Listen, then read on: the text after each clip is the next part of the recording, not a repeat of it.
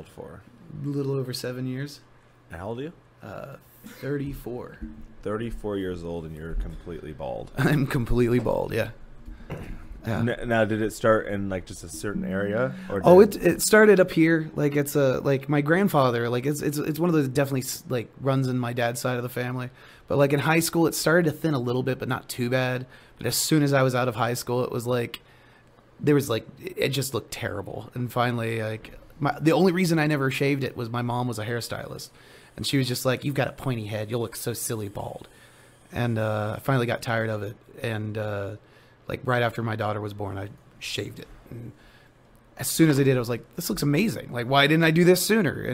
And as soon I took a picture, I sent it to my mom. She's like, "Oh my gosh, you look great!" I was like, "She's like, I always knew you looked great bald." I was like, "You fucking traumatized me. I would have done this sooner." That's funny. Yeah, that's hilarious. I would have done this sooner. Dude, guys, welcome. Help I'm High, Can't Get Down. This is episode 17. Hell yeah, with fucking Def Goldblum. That's ahoy. Def Goldblum. Help I'm High and I Can't Get Down, by the way, especially with that intro music, is like the perfect like name for you. Like I want to let you know, like I love the name of your podcast. Oh, thank you so much. It's actually super funny because my roommate at the time, he's in this band, and he wrote that song on this album, and that song is called Eddie's Journey. I don't know if you look at the comments, or not the comments, but the details, it shows you like the band. I didn't know that. Yeah, and it's called Eddie's Journey. And actually, I'm wearing the shirt that the album came on, and there it is. There I am. Look at me. I'm a little. There it is. I'm a little stick guy with a little hobo pouch. Shout out to Hydrone. This was fucking Mario Slagle, my fucking man. Yeah. So I actually always read it as like, help, I'm high and I don't know how to boogie anymore. Like that's how I. Yeah, it's kind of like a. And I was like, that's Eddie. Yeah. Exactly. Yeah, but it's yeah. Shout out to Mario and his band Hydrone. They're fucking awesome. I was gonna say, I just had to choose it. I was like, dude, it's got my name on it. You know what I mean? Might as well. Hell yeah. And but yeah, man, where did Def Goldblum come from? Def Goldblum. Are you ready to reveal your real name to the world? Is this? Oh, I mean, I assume you want first podcast. This isn't. I did a Time Plus a while back with Jameson. Okay. And, did Andrew. you guys talk about this already? No. I've not talked about this. So I was actually late to that podcast because it was live. So, world first.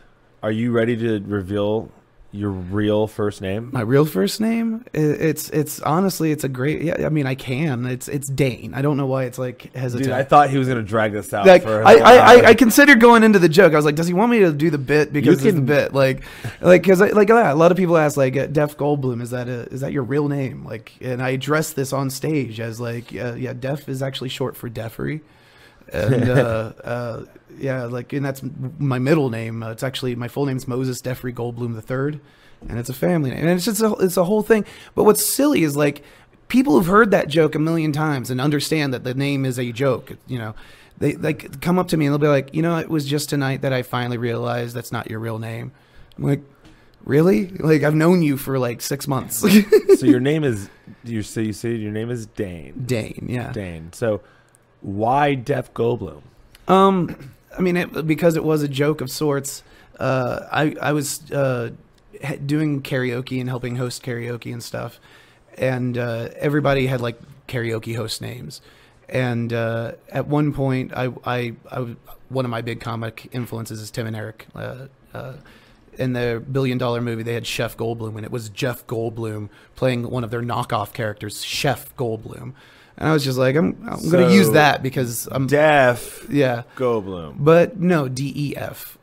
So what does that stand for? That was bequeathed upon me later. Like I was, because I think Def Goldblum, yeah, would have been a hilarious karaoke name. And honestly, and that was kind of the play. Like because one of the shows I was hosting, somebody was like. They thought I was going by Def Goldblum. That's what they heard when the name came across or whatever. And they were like, "Are you Def Goldblum?" I was like, "It's Chef Goldblum." They're like, "No, you're Def Goldblum. You need to go by Def Goldblum." I was like, "Oh, I like that. Like, that's dope." And they were like, DEF Goldblum. And I was like, all right. And I like that was it. I was like, I'm here for it. So, okay, sweet. So like, it's not really that glamorous of a story, but I feel like Deaf like Goldblum, like it's crazy because I don't know a single person that calls you by Dane. No, it's except for your one friend, your one blonde or redheaded friend. Yeah, my sister. Yeah, no, it's my girlfriend. There was this moment where like she'd come out and done comedy with me, and like everybody she knew prior to comedy like knew me from karaoke, and they all called me Deaf. And we were hanging out with a bunch of friends that I've known since high school, and everybody was calling me Dane. And at one point, she like pulled me in. She's like, "It's taken me a minute, but for a while there, I felt like I needed to tell everybody, like, guys, his name is Deaf. You need to call him Deaf. like this is too weird. Like, and it is like when somebody does say my name. Damn, even your girlfriend was calling you Deaf. Yeah, well, it was just she was so used to being in public around everybody else and calling me Deaf. You know, it was one of those like it's an intimate thing. Yeah. You know, she's probably if she ever watches this, she'd be like, "Oh my gosh, like this is like everyone can't knows. Believe like yeah." But I mean, it's Deaf Goldblum's the stage persona. I mean, like that's very much it. Like, so what got you into karaoke DJing or whatever? I was already doing it. Like I had free time as a single dad, and so how did you get into that gig though? Because I was seeing somebody who was also a karaoke host. Oh, okay, okay.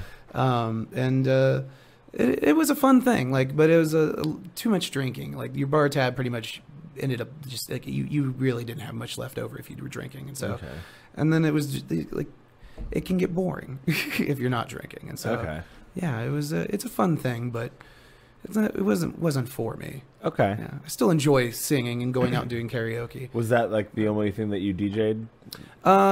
Prior to that, about like 10 years prior, I did like some high school like gigs back when Soulja Boy was the big thing. I don't remember what year that would have been. Was that like 09? I have no clue. I just remember. I was gonna say 08. So maybe maybe 08. Actually, it may have been 08 because I remember doing this gig in Lexington, Kentucky at this high school, and it was like my first like they were showing me the ropes on like how to do this stuff with their system, and they're like, and if you ever just want to like get these kids to just like lose their shit, like, and he just put on Soulja Boy, and everybody, like, it didn't matter who was, like, all of these kids lined up to do the fucking Soulja Boy dance, you know, like, and I was just like, this is amazing. And it was one of those, like you get a god complex. You're just like this kid's getting upset with me. I'm just going to play Soulja Boy, and he's just going to walk away. Like, I'm sorry, I'm not playing your song, but here's Soulja Boy again. Yeah. Like, they'll get angry if I play anything else. That's hilarious. Sweet. So what made you transition then into comedy after doing karaoke? COVID kind of hit, and like I had already kind of stopped doing karaoke other than just recreationally, and like with friends. But as COVID was lifting, comedy is something I've always written. I do a lot of writing. Like, that's something that I love to do, and I realized I love doing, like, stand-up is something I've always loved. Oh shit, you know? I totally so forgot. Really, like, yeah, like I've just came out since post-COVID. Like, I've only been doing this for. Are we allowed to talk about your past writing experience? Like, I mean, we don't need to talk about like, the specific companies or whatever. No, but. like, well, so like I've like written some music and stuff like that, but like the company stuff. Really, you used to write like articles and stuff, right? Yeah, and that's stuff that like I don't know how much, because like I've had articles that have just been erased, and I don't know what the deal is with that. So like you can find my name, but the article's not there. You know, it's companies that I've worked for that were like blog posts and stuff. Sadness. But yeah, so you have like a writing experience. I do. So that's why you're writing all the time. Yeah, and so you start dipping into comedy a little bit. Well, even before that, like I had some friends that I'd known since like elementary school, and they were like, "Hey, we've got access to this pizza place, and like we want to do like a web series." This is like when The Guild with Felicia Day was a thing. Okay. And they were like, "Let's do like a dramedy," and they were like, shoot with what you have. You know, I'm a big fan of Kevin Smith and like that Robert Rodriguez kind of filmmaking style of like, no budget, but use what you have. And when they said pizza place, I was like, all right. And they said, come up with something, because I was like, yeah, the brain trust in this. And I wound up just writing 6 episodes of this thing. Like I was like, hey, what if we go with this direction? They're like, I like that. And I wrote it. And then when I finished it, they read it. They're like, this was great. Let's do a Let's Play channel. And like, so that like kind of burst my bubble. But at the same time, I had fun doing the Let's Play with them with what little bit I did. What games did you guys play? The one we did, the Scott Pilgrim game, and we did Until Dawn. Okay. I think we also did some NBA Jam. I don't know. And if that you ever guys got did released. this on Twitch or just YouTube? This was back like 10 years ago on YouTube. Yeah. Okay. Yeah. It's shout out Infinite Errors. I felt like terrible, it's not terrible. We had a great time. I started doing a lot of like Minecraft stuff, like a lot of Minecraft and fucking Call of Duty back in the day, because that was like when Black Ops was huge, and I used to be fucking great. So I just post my shit. My on daughter there. loves Minecraft. Yeah, and then I love Minecraft too. Dude, the Minecraft stuff. I remember I might still have one up. I don't remember what channel it would be under, but I remember posting like a video, and I went back and watched it. And I was like, "Wow, it's rough, right? Kids are annoying. It's just so stupid. Like, it's what rough. the fuck was going on, dude?" Excuse me. Yeah, it's just like, well, it's just like I don't know. The reason why I feel like I went to comedy was just because that fake personality.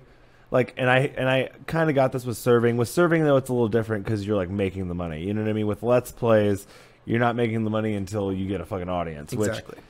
Which to fake something to get an audience is so hard. You know what I mean? Yeah. If you're somebody who's an honest person, it's just like, oh, what am I doing? Like, I'm making this stupid voice. I'm pretending to be scared of a fucking pig. You know what I mean? Oh, you scared me. Oh, like, what the fuck? Yeah. Like, what am I doing? Yeah. You know what I mean? Yeah. As much as my daughter plays Roblox and I do play with her, I guarantee if I streamed it, I probably would like get a following. Yeah. Because that's the other thing. It's like my kids do, like, we're all gamers. Dude, kids like, love when like fucking middle-aged men just fucking play the game, and they're just it's like, true, dude. It's Because so I'll be honest true. with you, I've started playing Minecraft again after they got that huge ass update. They just fucking updated the game like super crazy, so it's like got like a new caves shit, dude. I haven't. I've heard about it, but I've not. Dude, you I've need to updated, play. but I've not played. Yeah, It's fucking great. Like, dude, I know like people who are like 30 who are like going back into the game who are like, dude, this is like nuts. It's like a totally different game. But anyway, yeah. I don't know where I was going with that. But when I started playing the game again, I like was trying to like find somebody to stream and like watch, and I found some dude, big ass beard, just some old dude, and he's just explaining everything, and just like, and I'm like, oh, I can just imagine he's just like sitting back. So you're this just is how we're chilling. doing. It's like very Bob Ross, but like, you know, very calm. He's just like, so like, yeah, with the new Caves expansion, you're just like in it. Dude. At the very end, he drops his OnlyFans, and you're like, I might subscribe. I'm in for this. Yeah, Exactly. Well, it was super crazy too, because this guy specifically, he did a lot of like charity work. So a lot of the stuff that a lot of the money that he was making, I guess, from the stream, just like, and this, I guess, was constant because I had gone back and watched a few of them. They were all like donations. So it's like anybody that like would send money, he was like a writer. So I guess he like was giving money to like kids to help like teach them how to write or something like that. I don't remember. There was you mentioned charity work. It's actually reminded me of this. There was a post recently of a recent thing that was inviting comedians out to a show. I'm not going to point names or whatever, but they were like, yeah, like come out, like it's going to be for a good, like 10% of all proceeds go to a good charity. And it was like, they was asking for like free comedians to come out and perform for free, which cool. I get that. Okay. But I commented, I was like, was the charity the comedians? And that comment went away real fast. Whoa. Like, I mean, it was kind of like, it's one of those like, Damn. you know, like comedians would like to get paid, you know, like I get it, but like, it was a little mean. But what do you think the solution is to trying to figure out how to get comedians some type of, you know what I mean? We play too much to ourselves, I think, at least in the Columbus comedy scene to a degree. It's hard. Like, I don't think everybody deserves to get paid. No. I'm not saying I deserve to get paid. All the But time, I think that like if I think the goal is though that you know, like we try to help each other, like that we get paid, you know, and that's the goal. And like I have no problem like doing free shows, you know, I really don't. But it's because we're all working. I understand that, you know, if I'm working with this person, we're all aiming for the same thing. Yeah. You know, There's been shows where it's like one I get paid, and the next one we sold enough to pay for the room. Awesome, cool. At least we got to entertain these people, and like we made fans that we know, people, new followers and stuff like that. That's something, you know. And so like, yeah, the goal is to get paid eventually. Sure. I really wish that like I've never been to like the Comedy Store, but I've at least from like what I understand, it's like what each comic goes up, they get like 15 minutes or something like that, and I think they get paid for that at the Comedy Store. But it's like, I wish we had something like that where it's like we had just local comedians mostly, you know what I mean? Maybe you get a pop in for every once in a while, and maybe if it was big enough that like we would actually end up getting like real ass comedians like coming in. But it's like, it'd be nice if we had a spot like that where it's like you come in, you do 10, do 15 minutes. I don't know how much, like you probably wouldn't walk out with a lot, but like, you know, you maybe a few drinks, maybe you get a drink or two for free. That would be dope. You know what I mean? Yeah. It's just like, and something. Honestly, like the bringer mic that Funny Bone's doing. Yeah. You know, I did it this last month. But there's no like perks to that other than potentially getting a show, right? Potentially, but I think I heard rumor that they might be doing like a second one. Like if they get enough like feedback, and if people are doing it, they do 2 shows a month. That's a cool idea, because that. They said they got enough feedback from the first mic. They want to be doing 2 shows a month. Oh, really? Shit. That's awesome. And see, that's great. From the managers. Hey, dude, that's perks for working at a fucking comedy club. And you get the inside knowledge. And the plus side of that for the comedians who like connect, who have a following, who can, you know, at least, you know, sell the few seats to get in. You know, like that's giving you even more potential space for the people that are other people coming through. Well, and that's like the crazy thing is that like at least I'm so glad that we're opening up to like all that shit, because I feel like one of the things that like, you know, is going to help is that like for people who have a problem getting a following, if you have at least just 4 people that can just go in, plug your Instagram right off before you get off the stage, and then boom, you get like maybe 10 followers that night, 20 followers, you know, depending on how many people are actually willing to like get on their phone and follow you. Oh, yeah. But it's like, you know what I mean? You could get that. And if you do that, you know, 10 times a year, you know what I mean? You could potentially get, you know, an extra 100 followers, extra 120 followers, and then, you know, 10 years, and always ask them. Always, boom. If you meet those people and they, you know, say, are you going to be here next month? Exactly. Because you're going to boost whoever they came to see originally, and you're also going to have that name recognition. The next time they're going to remember to look out for you. Exactly. You know, it's if you're going to do shows like that, stick around too. Like, make sure you marketing is hard. It is. Marketing is so fucking hard. Especially with like the algorithms, like there's like a way to like figure the algorithms out and like make the most viral video ever and everything. And honestly, the things that's worked best for me is actually getting out and mixing up rooms. You know, like what's your favorite spot? I knew you were gonna ask that. I mean, it would have to, like the Shrunken Head's our weight room, man. Yeah. Like, you know, like I know, like I don't know. I'll say this: Shrunken Head's great. Don't get me wrong. But I would put it at number 2. Well, this is why I put it as my number 1. Is because it's a place where we do have 2 nights a week, for sure. Okay, yeah. And it's 2 completely different types of crowds. Yeah. You know, Mondays, it might be a room full of comedians, but that, at least for me, as somebody who like tries to write new stuff as much as possible, that forces me to try and get you guys to laugh on that night. You know, Friday, if there's a bunch of new faces. What's your number 2? My number 2? I do really love Savor Pint. Dude, yeah, that's my number 1. Yeah, I mean, honestly, I think I don't get to make it Savor. Here's my argument for number 1 for Savor Pint. It's just because it is a much smaller room. So if you, like the Shrunken Head, there are nights where you only get like 1 to 4 people from the outside. Oh yeah, you know what I mean? And it's like it's an empty room. But if you get 1 to 4 people at Savor Pint, it's like, oh, the room is like a quarter full. You know what I mean? It's like actually sizable. It doesn't look empty, and it feels a little easier to control a crowd. And like good examples, like we were there last night. Like even though a lot of them had their backs to you, they're listening. Yeah, and you can hear them laugh. Oh, dude! And their reaction, that was like the you knew they were listening after you finished their set. Like then they would turn and actually like, but like no, it was one of those things like. every room's different. You know, like Red Rock's another fun one. That like, oh yeah, you know, it's a wild That's room. a hard room. Oh, I love that. That's room. a hard. I love room. that room.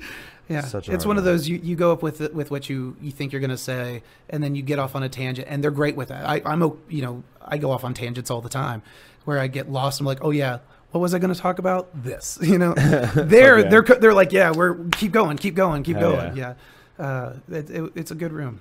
But no, Savor Pine is a wonderful place as well. Okay, so I sidetracked you completely from the original comedy. So you were writing comedy. And then you started going out. Why did you start going out? Where was your first spot? Why did you choose that spot? Okay. So I dabbled in stand up just like as like I was playing music and stuff, and I kind of dabbled in stand up at like a couple open mics years ago and such. And now I've always had a passion for it. I've always written jokes, like just like text my friends, or that we'd just send each other, or just post to Facebook or whatever.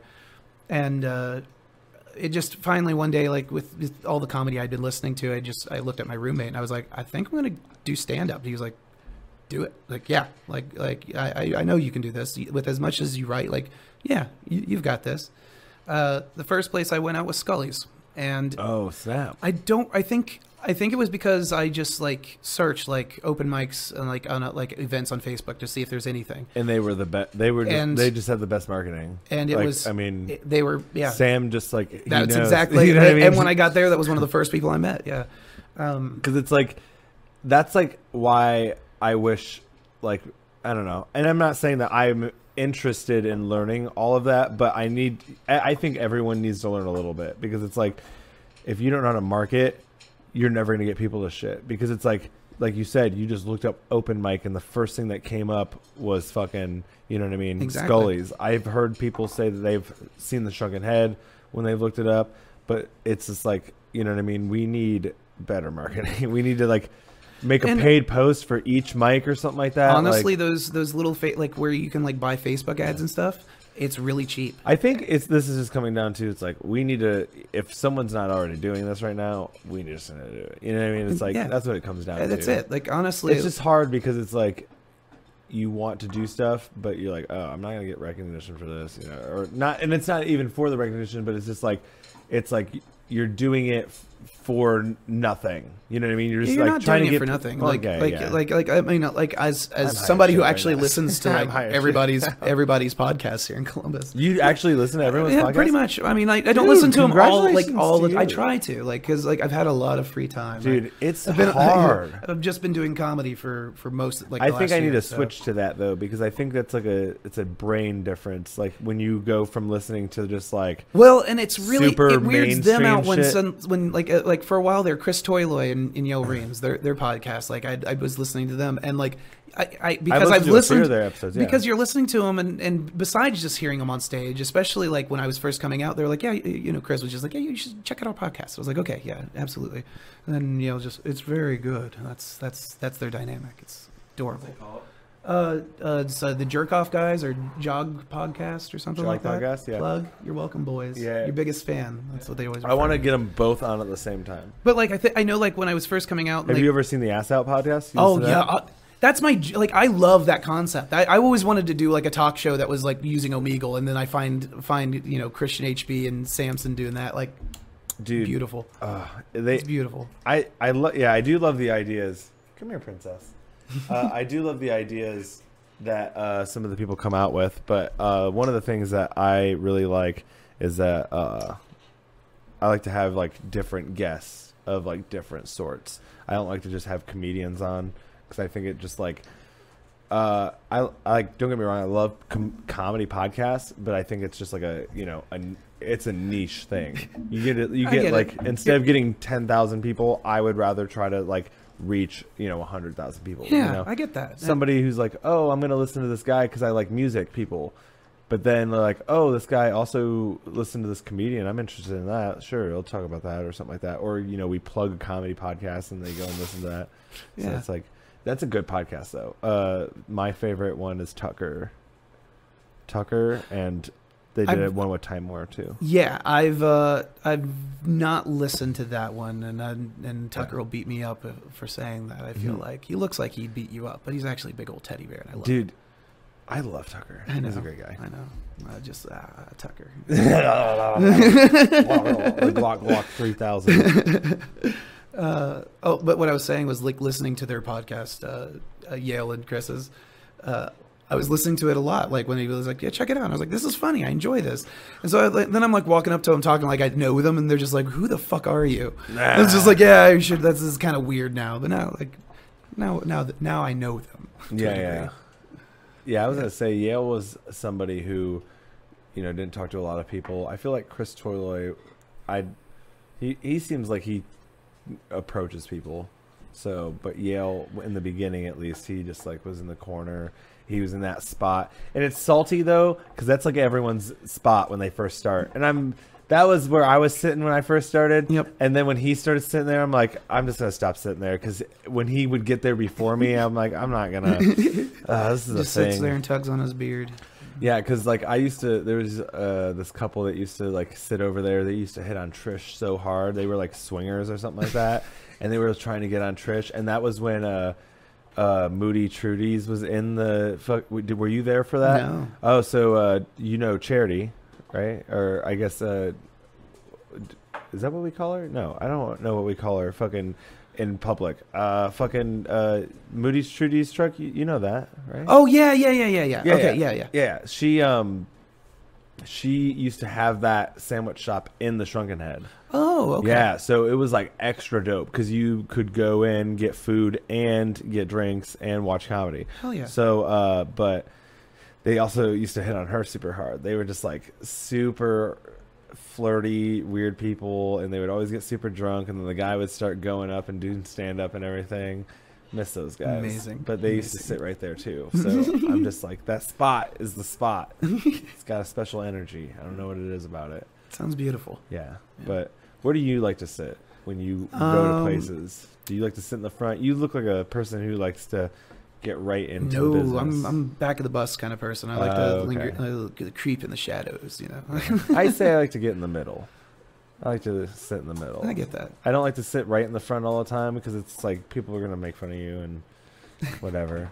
Like when I started growing my hair out and I started going back out to comedy, Johnny Collins, I used to wear a lot of cat shirts. I still do every once in a while, but Johnny Collins saw my shirt and he was like, "Dude, this looks like John Mulaney on mushrooms." And I was like, "Damn, fuck." I love that this has become like we're just name dropping every comedian. We haven't said Chris Johnson yet. Yeah, Chris Johnson. Chris Johnson. I love you, Chris Johnson. We're just gonna make a giant cut of him. But, yeah. All right, we're done name dropping. But anyway, let's talk about you. We're talking about you. So you started doing comedy at Scully's. You started doing Scully's, and yeah. How'd it go? Your first set? My first set wasn't too bad. I mean, there wasn't too many people in the room. I think we had like 4 people that weren't comedians, but then the rest were. Okay. And that first night was also I met Eric Basso. I'm going to name drop just because like right off the bat I was just like I dig his style. and got along with him really well. But yeah, no, it was a good night. It was it wasn't like anything like it wasn't like a great set by any stretch. Yeah. But it had enough to keep me going. Like where I was like, I didn't kill. But I got enough chuckles from people that I knew were comedians, and that enough was enough. How would you describe your style of comedy?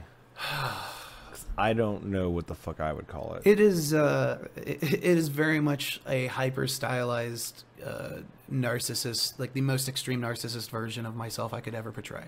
Like that's why a lot of the jokes like I make are like come off as what would seem mean spirited, but like they're like they come from a place of warmth, I assure you. I have no ill intention with anybody. So a good example is I'm a single father, and I love single moms so much so that I made one. When I thought of that, I sent it to my baby mama, and she just was just like, "God damn it!"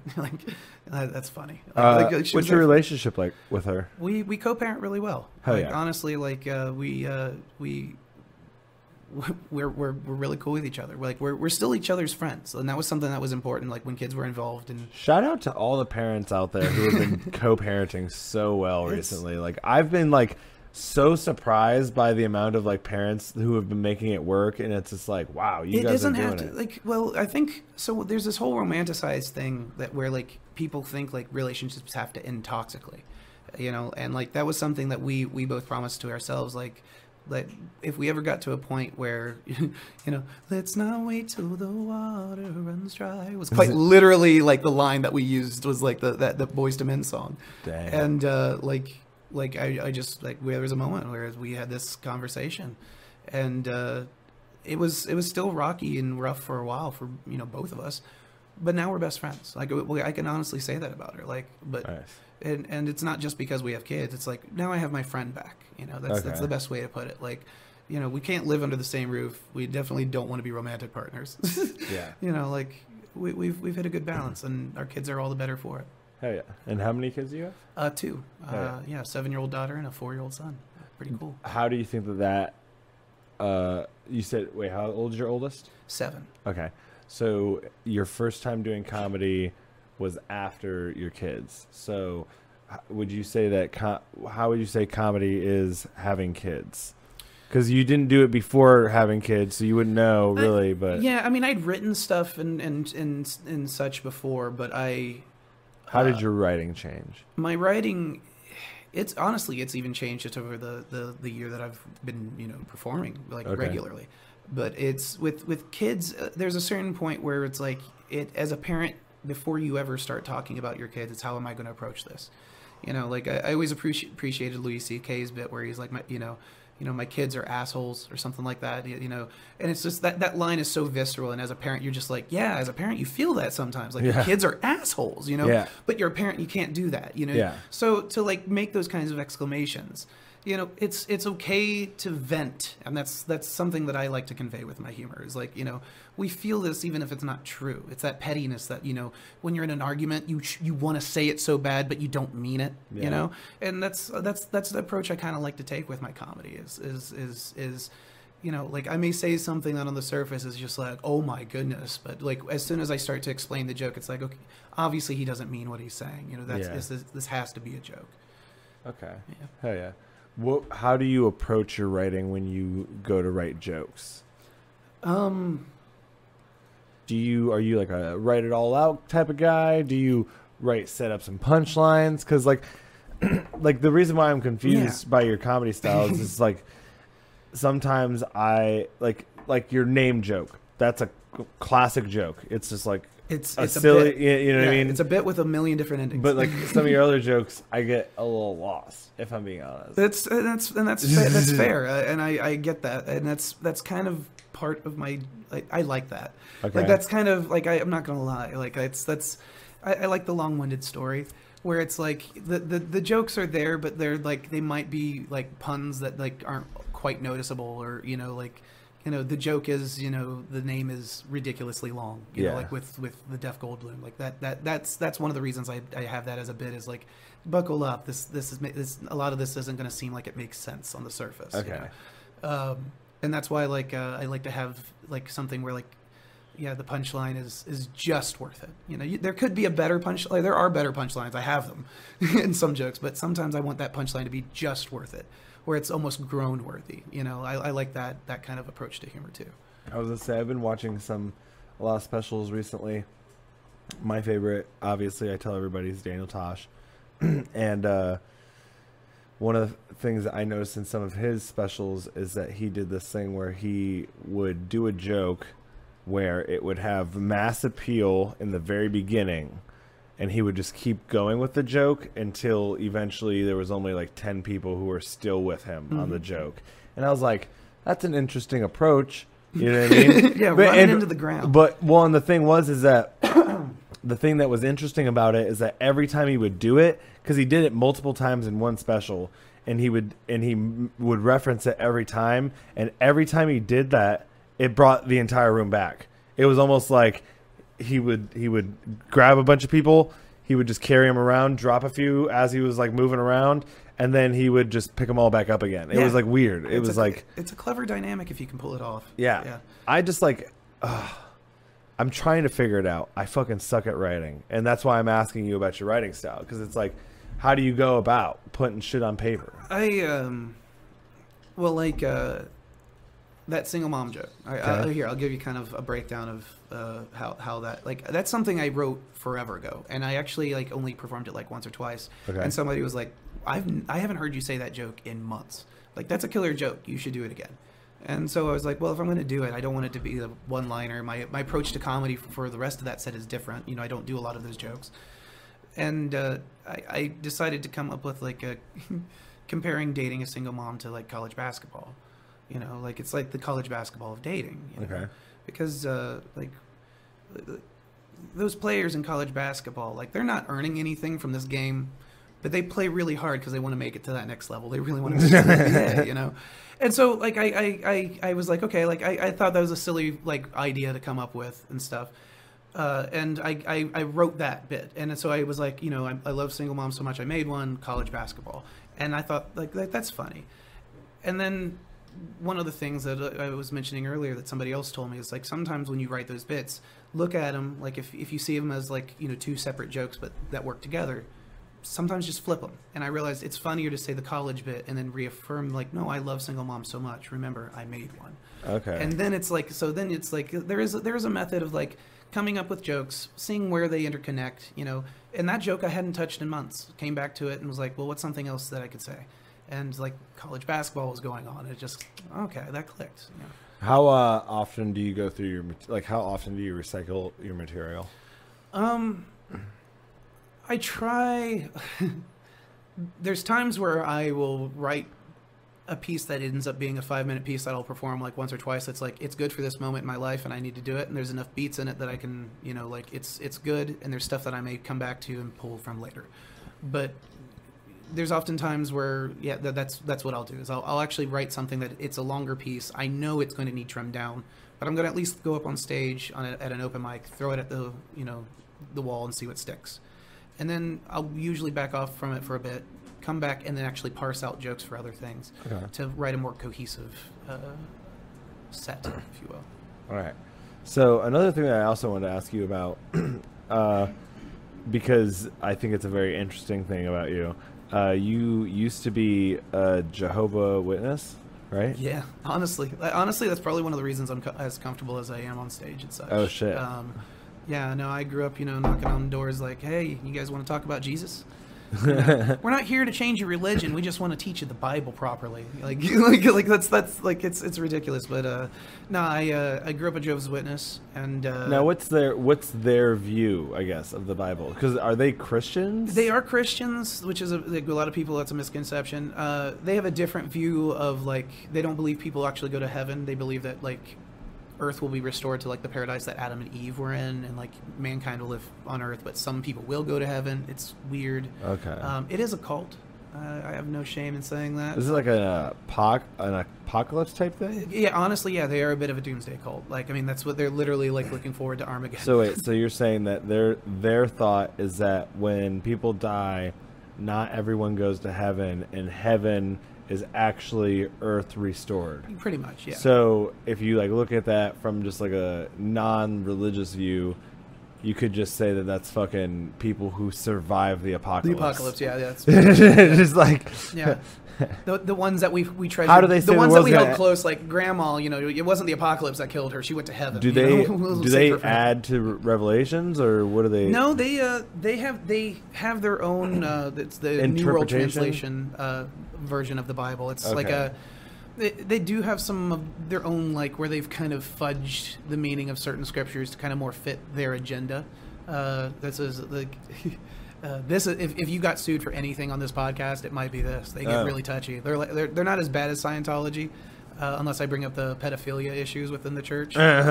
Because they used to come at like in articles, the witnesses used to come at the Catholic Church like, you guys have pedophiles and blah blah blah, and then like in the last like 20-30 years like have had like the same kind of floodgates of like pedophilia like revealed within their organization. Yeah, and so suddenly they're all mum about it. It's it's terrible, but it's also kind of like, like you guys are hypocrites. You know about the two-person rule? Of The two-witness rule, yeah. Wait, what's that? So this is actually where the whole like why the pedophilia thing is such a big thing. Look at Ridge over here. You're researching. He's looking it up. Oh, I already know this. Oh, okay. Yeah. So the two-witness rule is, for example, if I were diddled by somebody in the church, and I went to my parents and said this person diddled me, and my parents were like, all right, we need to go. The first thing is they don't go to the police. You're supposed to go to the elders first, and you sit down with the elders and they say, you know, what happened. They have you go into mass detail about everything that you did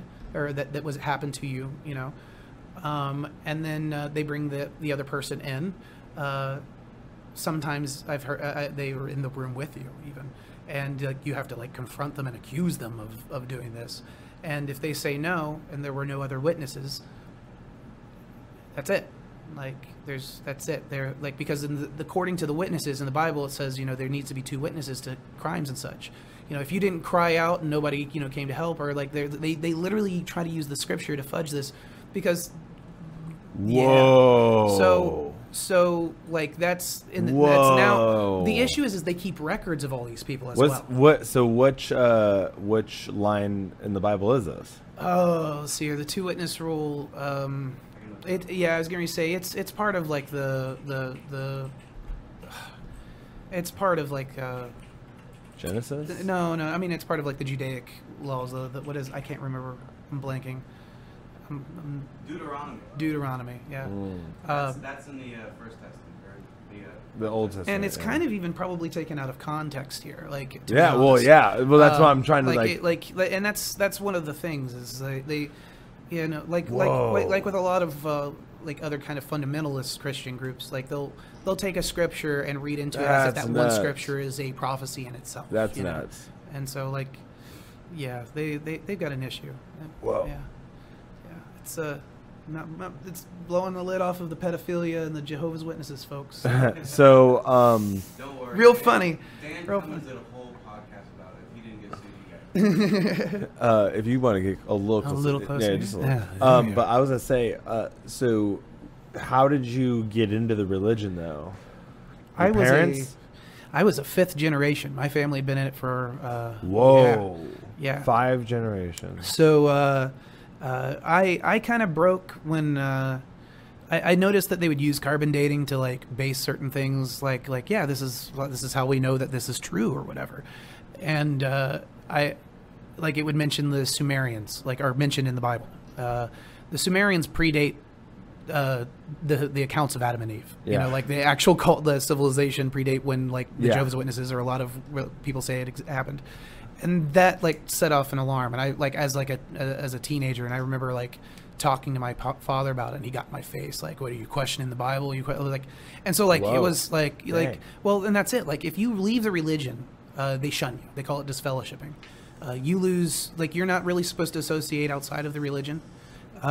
You don't have friends outside of them. Your family, for the most part, that you have is within the religion. If they're outside the religion, it's kind of limited, you know, contact.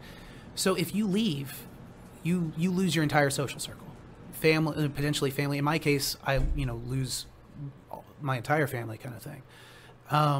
And I was like, my aunt left when I was like 12, and I was close to her growing up. Like she was like my babysitter and stuff. And right about the time I left, I'd reconnected with some guys I knew from high school, and they'd kind of become really good friends. Reconnected with my aunt, and like just kind of did what they call a fade. I moved a state away from my parents, and just stopped going to the meetings and stuff like that, which they have like 3 times a week. And those were pre-COVID times, so they were in person, and it was a whole thing, man. Shoot. So what did you do during your time? And you said you knocked on doors. I was a full-time what they call a pioneer. At the time, I think I started. It was 70 hours a month. I was doing the knocking on doors. Whoa. Yeah, man. When I was in school, I would do I would go down to like 50 hours a month. And I was still like it was, dude, it was, yeah. So I did that. I moved up to what they call a ministerial servant.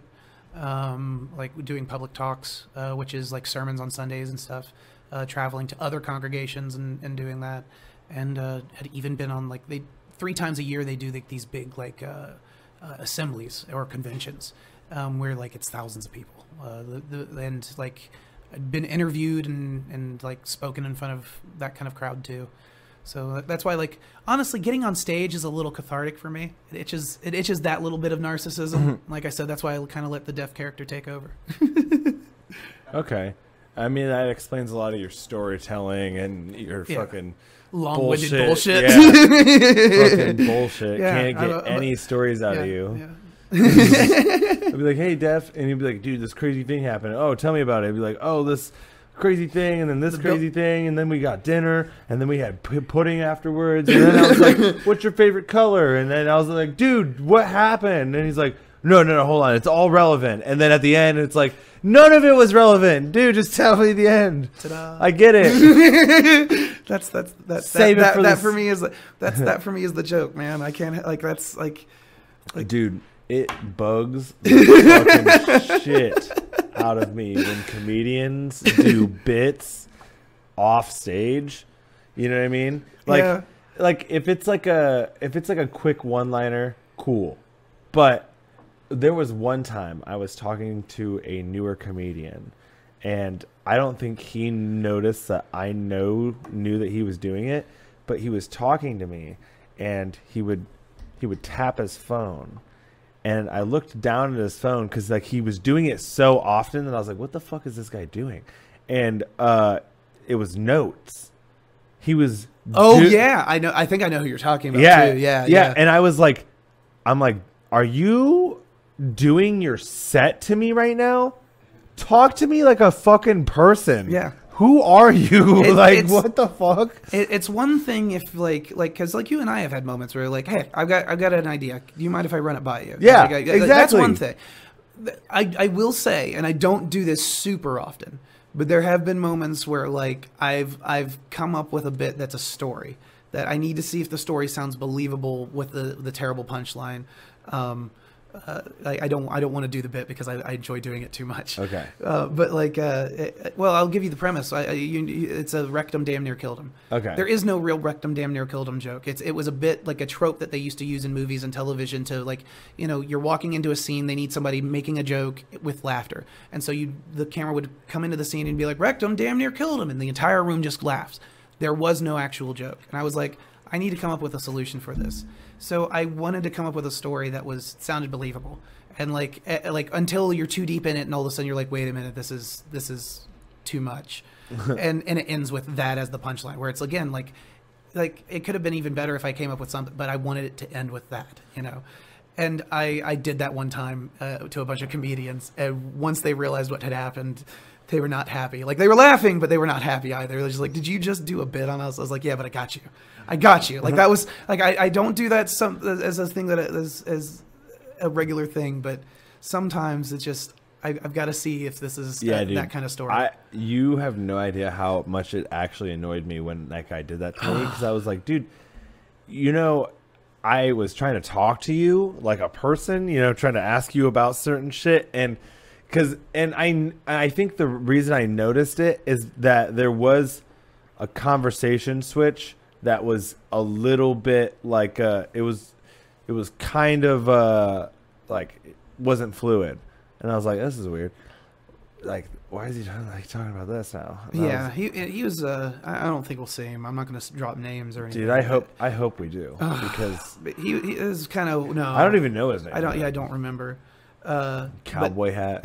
Sometimes, like, fucking it was camouflage. Fucking. But there was one night where like I was like, I'm gonna try and listen to his set because I haven't listened to him in a few weeks, and like I stood in the wing. Out? Huh? No, I haven't seen him in months. But this was like a few months back, and I was standing in the back there at the Shrunken Head, and he goes up on stage, and then he just starts reciting a scene from Family Guy with like this like Peter Griffin and Lois accents, and then he just shifts into like a Stewie act. Like, he's just like trying to do He's literally just jumping, like trying to do impressions with, but like he's doing like he was acting out the other entire stuff. scene. Yeah, he's yeah, doing, like he was other acting out stuff. just a scene of Family Guy, and part of me is like, this is brilliant. If it was his intention to not be. Yeah. Like if this was if I knew what he was going up here and this was what he was aiming to actually portray. Yeah. Like a very I timid, watched him like do like avant-garde thing. I watched him do Here like a for it. fluffy thing.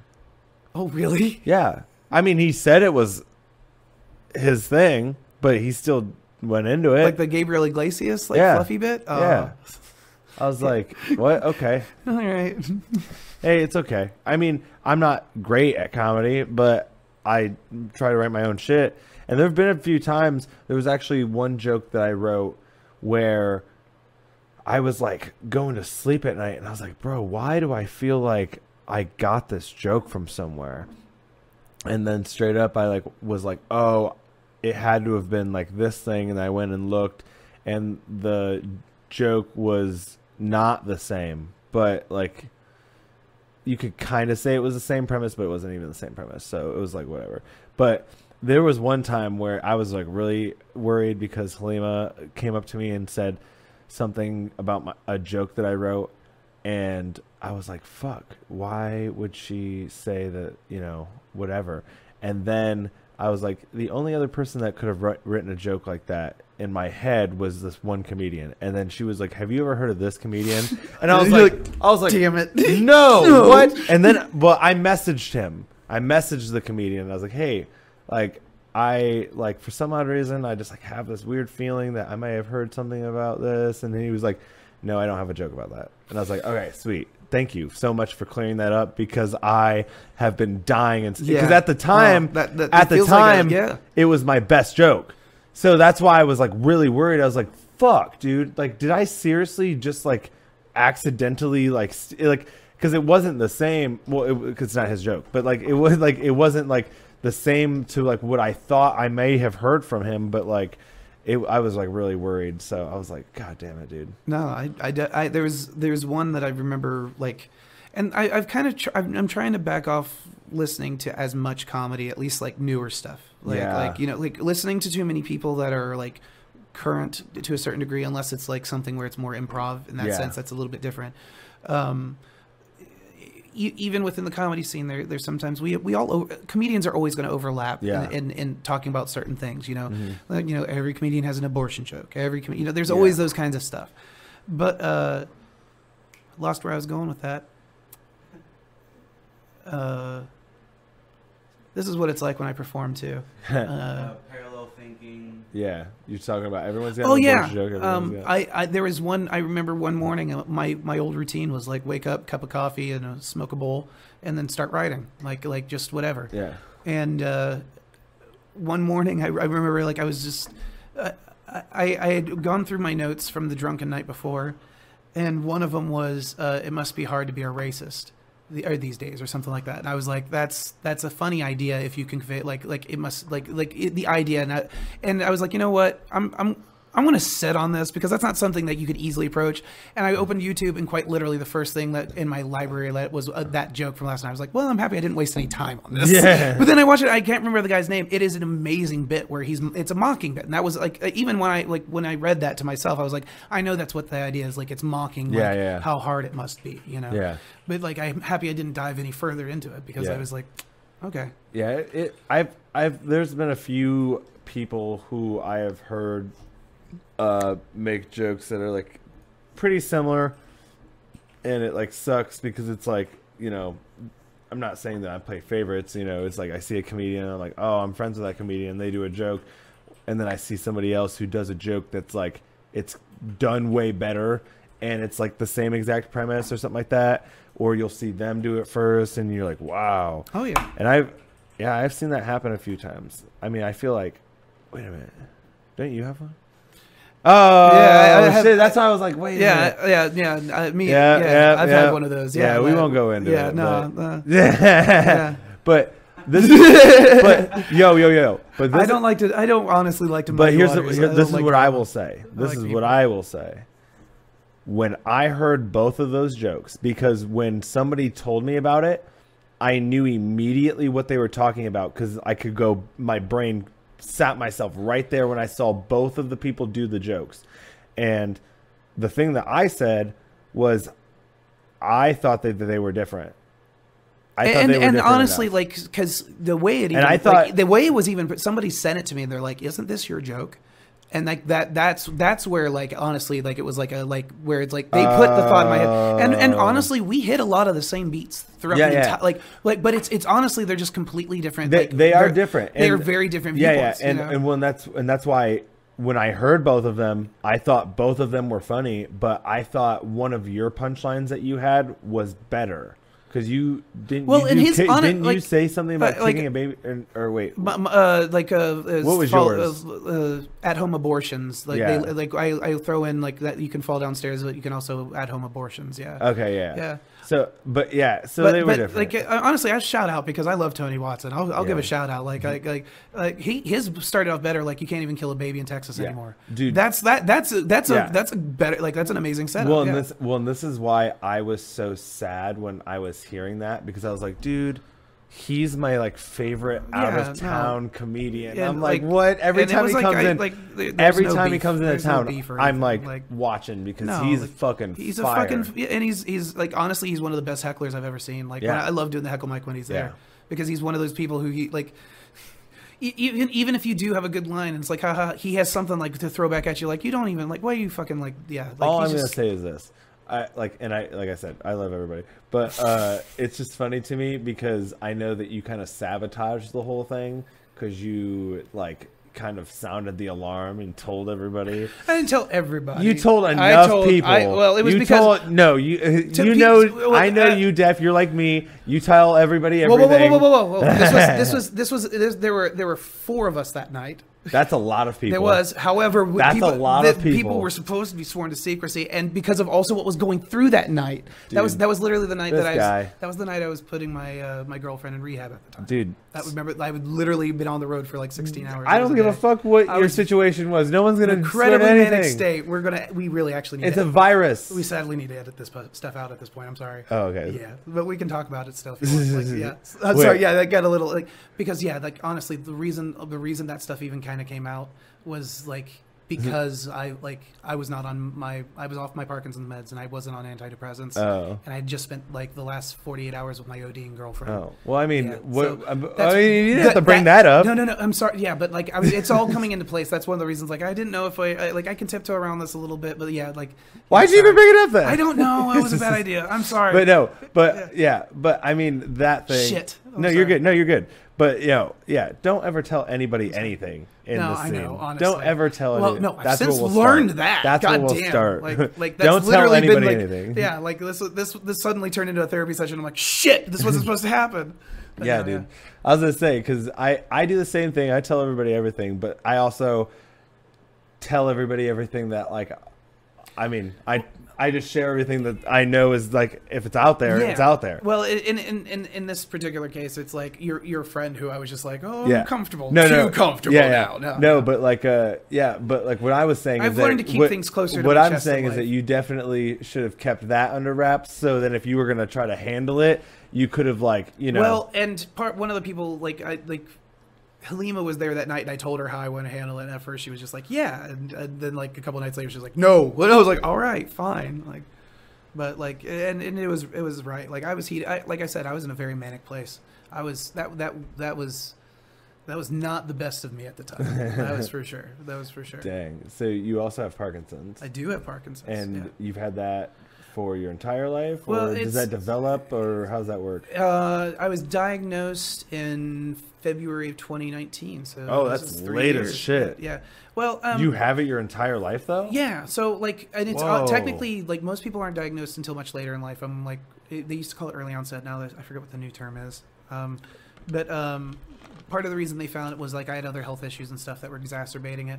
But part of the reasons it's not noticeable is like, now I'm on the right meds and that kind of stuff. Yeah, it kind of started with a twitch with my left side on my pinky finger, and like due to other things in life, like there were moments where like I had issues with my legs and trying to walk and stuff like that. I do attribute that was part of the reason why I started to put on weight. At one point, I was 455 pounds. Yeah. Wow. Yeah. So I've, Wait, what? yeah, I was how huge, big? dude. Say that again? 455. 455. That was like probably 5-6 years ago is when I was at my peak and then started losing weight Holy shit. a little bit after that. Yeah.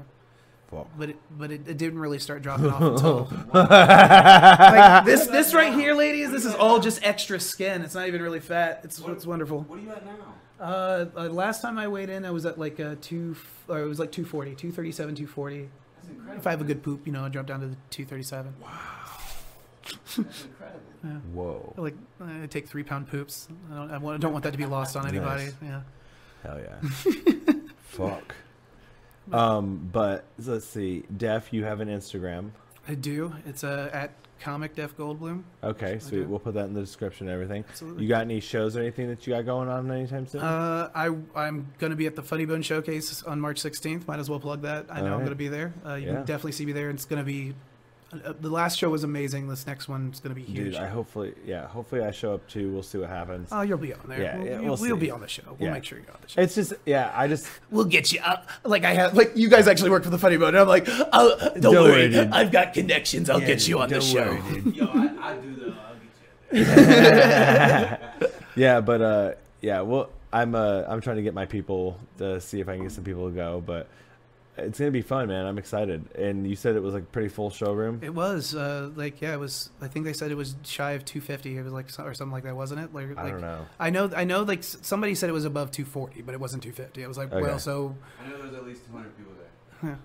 it was nice. Wow. I liked it. Dude, I couldn't even imagine doing a show, and I couldn't even imagine doing any of my jokes for 200 people. It was- like the energy, like I couldn't even.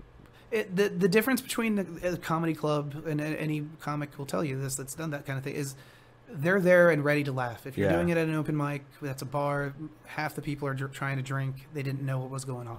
You'll hear this a million times. Was but- there any sets that were? You said there was only like one set that was like a complete bomb. Yeah, I don't remember Yeah, their name. I'm not going but- to say anything. yeah. A couple people ran the mic and got cut off, but overall, everybody the energy was just beautiful. It was great. It Dude, was great. dude. I really hope that they start doing it 2 times a month, and everybody can start getting some, awesome stage time. You know what I mean? Absolutely. So, Absolutely. all right, you got any other things to plug? Any other podcasts or art things or music or SoundClouds? I was good. I do have a SoundCloud, but yeah, just follow me on Instagram, find me on Facebook, and thank you on SoundCloud. That's THAN_YKYOU. Dude, hell yeah, dude. All right. Well, guys, this was Def Goldblum. Def, I fucking appreciate you. Thank you so much for coming on here. Thank you. Had a great time. Dude, and this was episode 17, and we'll see you guys around. See you next week. Or next episode, I guess.